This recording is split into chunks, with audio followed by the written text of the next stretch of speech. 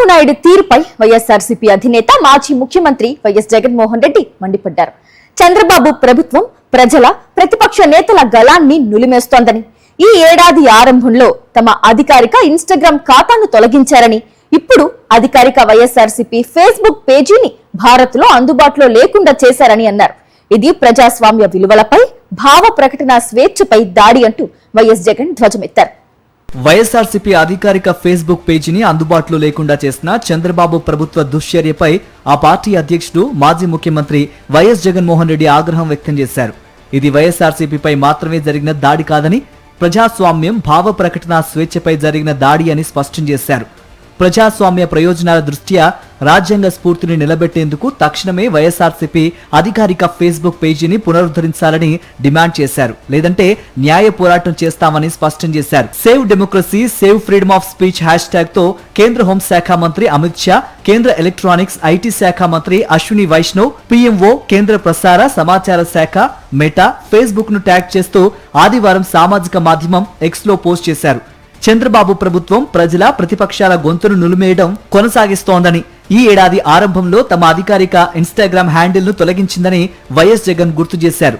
ఇప్పుడు దేశంలో వైఎస్ఆర్సీపీ అధికారిక ఫేస్బుక్ పేజీని అందుబాటులో లేకుండా చేశారని ఆగ్రహం వ్యక్తం చేశారు. ఇది కేవలం వైఎస్ఆర్సీపీపై దాడి మాత్రమే కాదని, ప్రజాస్వామ్య విలువలు, భావ ప్రకటన స్వేచ్ఛపై దాడిగా వైఎస్ జగన్ అభివర్ణించారు. తాము వాస్తవాలను వెల్లడిస్తామని, ప్రభుత్వ వైఫల్యాలను, అవినీతి, అవకతవకలను సాక్ష్యాధారాలతో బయట పెడతామన్నారు. ప్రజా సమస్యలపై జనం గొంతుకను వినిపిస్తామని తెలిపారు. దీంతో ప్రతిపక్ష పార్టీ అధికార హ్యాండిళ్లను, తద్వారా నిజం మాట్లాడే ప్రతిపక్ష గొంతులను నొక్కేయడం ద్వారా చంద్రబాబు ప్రభుత్వం ఒక ప్రమాదకరమైన సాంప్రదాయాన్ని నెలకొల్పుతోందని దుయ్యబట్టారు. ఇది అత్యంత అప్రజాస్వామికమన్నారు వైఎస్ జగన్మోహన్ రెడ్డి.